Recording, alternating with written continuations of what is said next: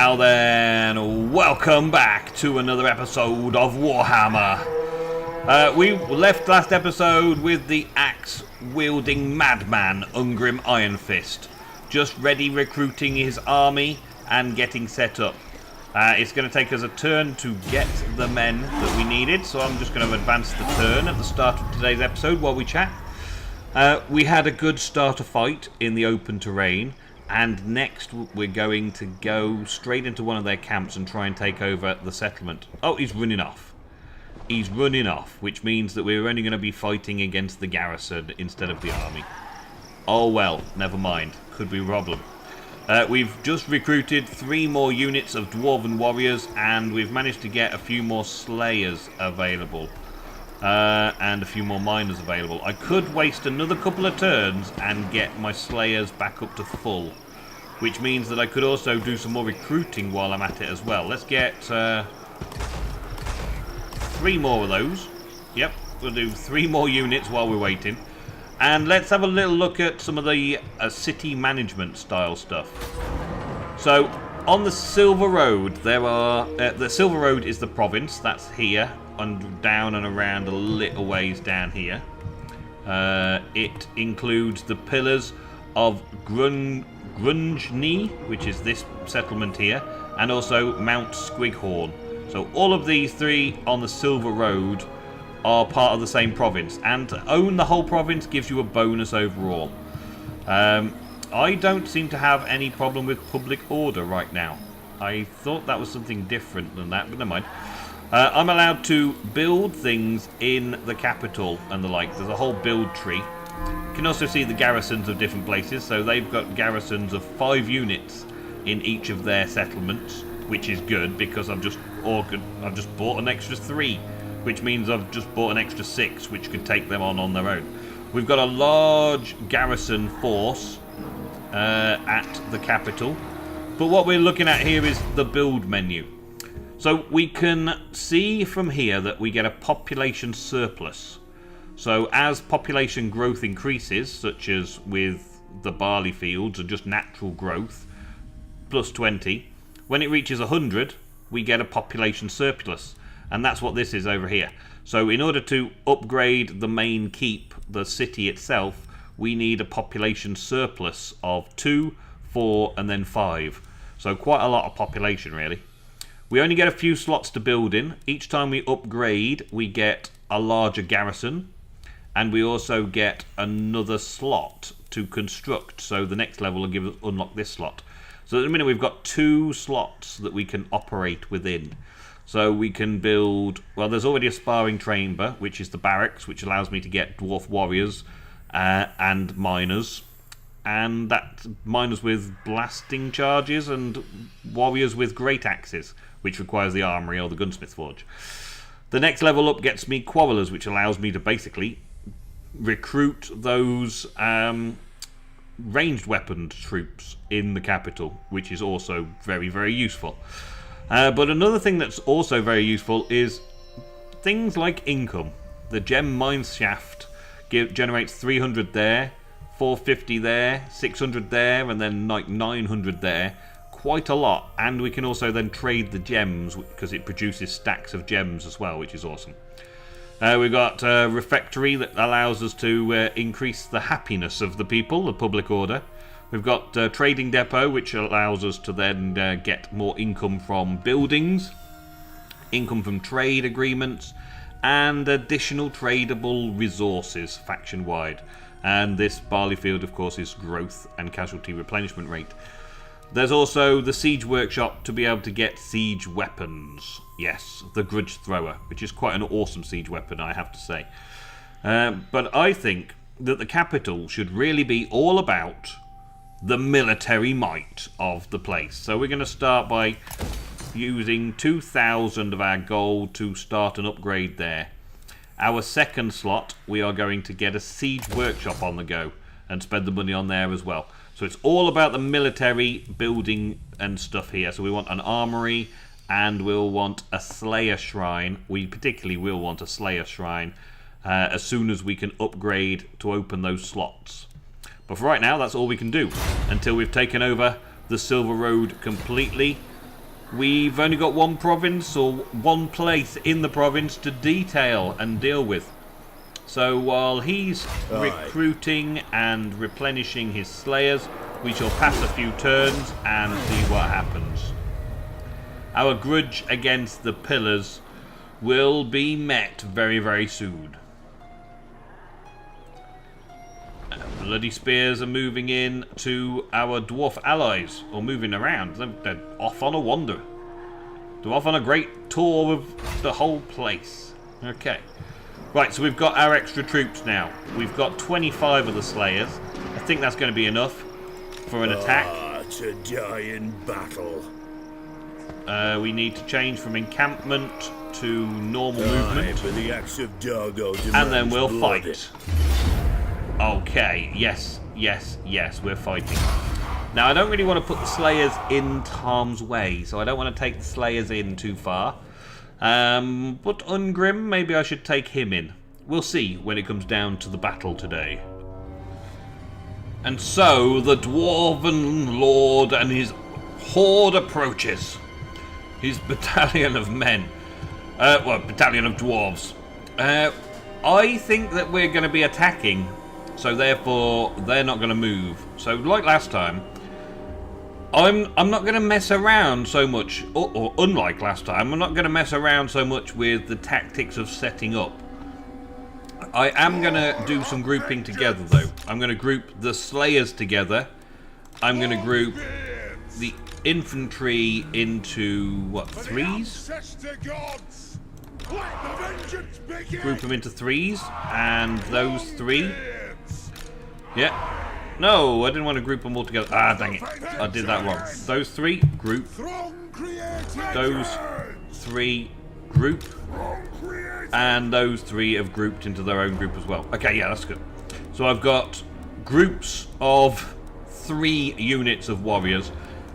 And then we've got the archers, or the missile units, grouped together. I will change it so that we've got melee at the front. And I'm ready for battle. Actually, the Unit 5, I want them to be on guard your ground. Or actually, no, let's have everybody on guard your ground. Let's not having them run off anywhere. They're all at fire at will, they're all at that. Set formation, melee to front. There we go. We're ready. Let's start our battle and start making our way towards the enemy over there. We've got a little rise, they've got kind of the high ground. We will approach from this angle. That doesn't look like a great way to approach. Game? Ready? Is that the best you can do, game? Okay, fine. We'll go in single file almost. Marching is probably the quickest way to get there, I suppose. Marching in rank and file is possibly the best way to get there. And then we will start smashing. There's not much tactic involved in smashing this small group, really. We're just going to go and kick the butt. It's as simple as that, really. We've got lots of manpower, or dwarf power. I'm going to have to get used to that over this series. Lots of dwarf power. And see where we go from there, really. Let's see. Let's have group 1. I'm going to have you set up here. Group 2. I'll have you set up here. Group 3, set up here. Group 4, set up here. And Group 5, I'm going to have you start shooting on their spear troops. Just get into range to start shooting on them, while everybody else gets into position and ready to fight. We all good? Everybody getting up there? Everybody good? Looks like we're all getting to the right positions in time. That's good. We do have the leader gives them all a bonus if he's in the range of them lot. There's a big ring around them all, which is good. Keeps them all happy. This is good. So far, so good. This also kind of arranges their organisation and structuring, ready for the combat ahead. How far we got here? Are we shooting them yet? Not quite. You've got to go and bustle through your own men. You couldn't make an easier way to get through your units, could you? You had to go tunnelling through them, basically, didn't you? Just like busying your way through. Okay, so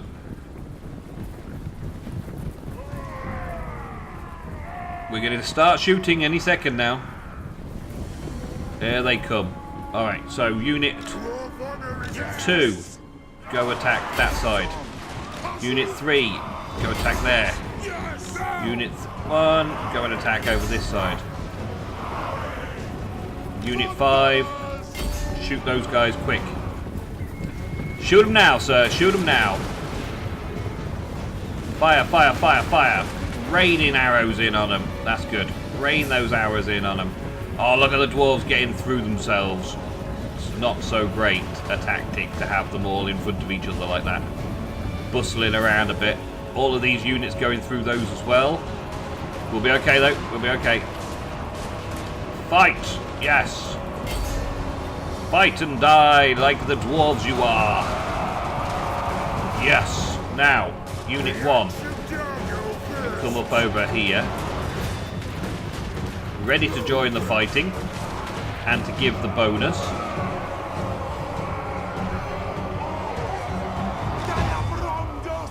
Unit 3 is having a go in here. Try flanking them. 4. You're over here, actually. You lot come in this way. That's it. That's better. Move around a bit. Unit 3. Attack these guys over here. That was quick and easy, wasn't it? We virtually won the fight already. Can we shoot on them? I think so. We're definitely winning all the fights. All the fights are being won. We're just totally outnumbering them. Completely outnumbering them.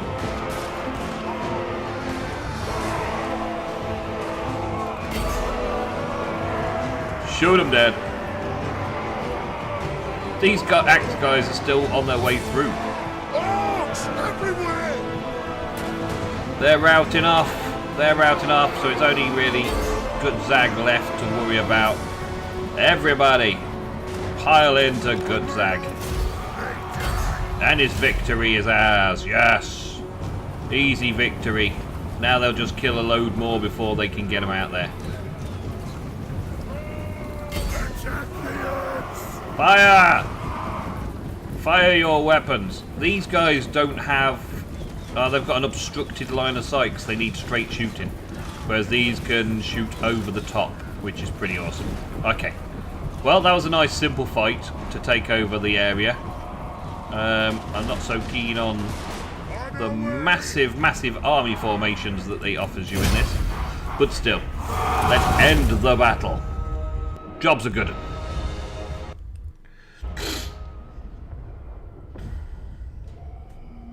Well, lucky here. I don't think we lost anything really, did we? We lost 37 men, or dwarves overall, which is not bad. But we took out 211 of them. No problem whatsoever. And I should think that we get to kill off all of the survivors when we take over the place and just basically destroy their garrison. Because the garrison is only available in the place that it's garrisoned. And I didn't do my runic banner either. Missed that, never mind. But we take that, we gain a rank, and we destroy all of those guys.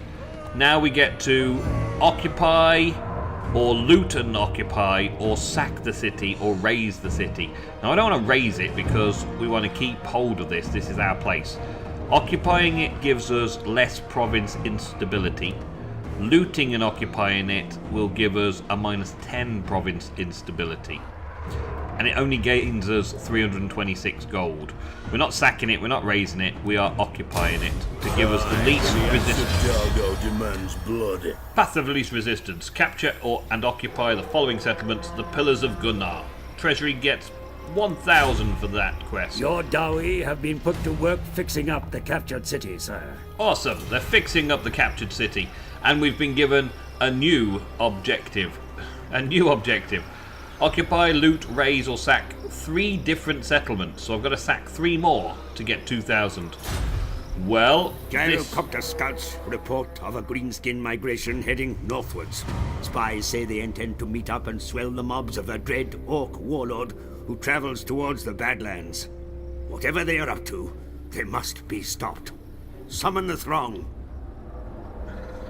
Okay, so I've got to get to an ambush location over here. Ambush at the Thundering Falls. Left click to see the quest details. Okay, so that's where we're going. So maybe we won't get Mount Squighorn just yet. Let's get The him. Slayer in me seeks death. Iron Fist into Enough. there. Oh, he's already in there. Is he already in there? Yeah, he's already in the settlement already. All the guys will be getting lots of reinforcement bonuses at the minute, so we get some more Slayers after the end of the turn and so on. But I want to head him around to this point over here, which means that I want to encourage a new Lord to get some fighting done. So let's have a look at the city and see about recruiting a new Lord. We've got Adlin Stronghold, Rorik Ironbeard. Now the Ancestral Blood gives him enemy hero action success -5% chance. Blood Feud gives him +4 melee and +6 leadership. I like Ironbeard. Rorak Ironbeard. You will be recruited. Time for a reckoning. Oh yes. Now we can change the name of these guys, so we shall. Now I will name this guy Nemson Longbeard, because I couldn't name the original one. So this is now Nemson Longbeard, and he is my second army, but he will reflect me. Melee and leadership bonuses, pretty rock hard altogether. He does have some equipment and things that we can sort out. There's this Master Rune of Goth One Eye, which gives +8 leadership to the affected group. I am going to... I can either leave it on Ungrim, or I can take it. I'm going to leave it on Ungrim for now. I'm going to leave it on Ungrim and be done with it. So he needs to now recruit some guys, but... For quite an honour. if I do one more, it becomes 2 turns of waiting. And I do want to get some bow troops. I want to get some range troops, which are currently being created in the capital. So I will leave that for now and let them be creating, because we're mustering and all that kind of stuff. And then we'll come running over to this Mount Squighorn very soon. Hopefully before this mission gets sorted out. If you want your name in the game, if you are a supporter on the Supporters Club channel and you want one of these heroes, well, what I'll do is I'll recruit a Lord. Oh, I can recruit the High King. After clearing 8 grudges, I get the High King. Awesome. Yeah, so I could recruit Adlin Stronghold, and I can rename it. So if you are a regular subscriber to the Supporters Club channel, maybe if you're a Patreon, that would give you a little advantage in me choosing you.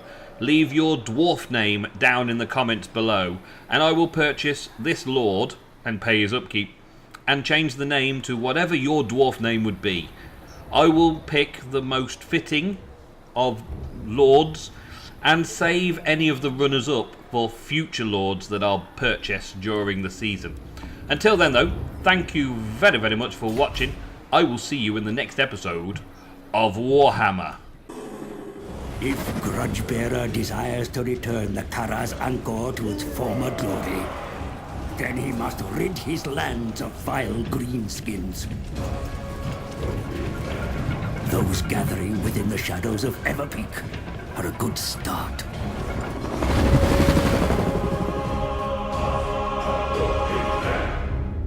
Even now, we make haste to the Emperor's ancestral capital.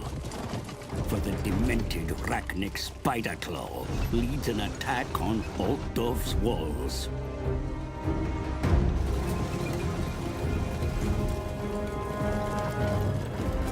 My charge is Karl Franz, the true wielder of Gal Maraz.